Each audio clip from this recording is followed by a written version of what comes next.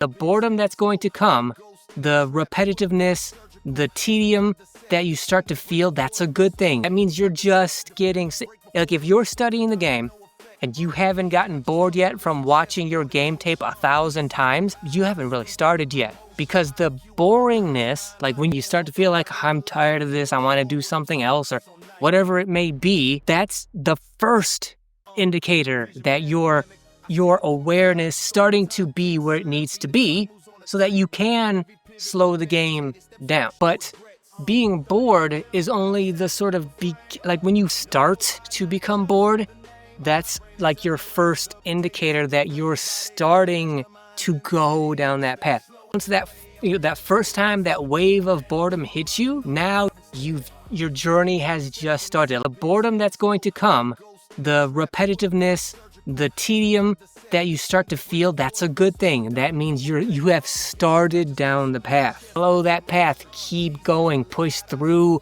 the boredom, keep studying, because the more you go beyond that, the more you're training your mind to be hyperactive. It's never completely within our control, but you greatly increase the possibility of it happening the more hyperactive you make your brain and your mind, and you do that by more and more studying. So we've established that it's not the game itself that's slowing down. It's about accelerating your mind.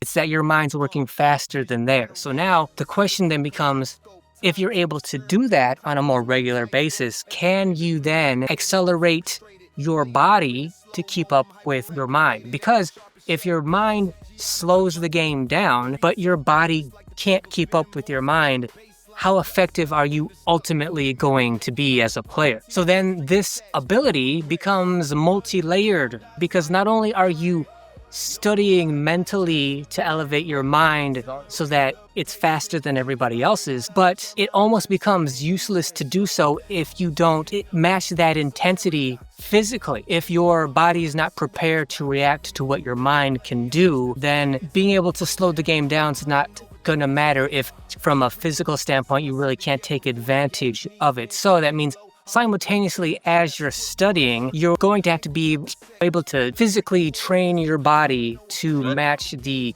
heights that you're taking your mind to, or vice versa. Because if the goal is slow motion, elevate your mind, then you want to be able to take advantage of every aspect of it. But again, something like that can become stale and tedious and repetitive, and you can get bored of doing that, which is only natural to do so. So that's the same kind of thing where you're gonna have to think outside the box, and you're gonna have to think about different ways that you can train while at the same time studying the game, so that it doesn't get overly boring, so that you don't want to like give up and quit. If you can develop ways, like the ideal way to approach this would be like a way to study while at the same time training, like physically training while mentally studying at the same time. If you can think outside that box and think of better ways to incorporate both at the same time, now you're really giving yourself an advantage that no one else is doing. You're doing both at the same time, accelerating and elevating both, when probably your opponents and your contemporaries aren't doing either. So if you can figure out ways to incorporate both and keep it fresh so that you don't get bored, you're giving yourself an advantage that most other players probably just aren't.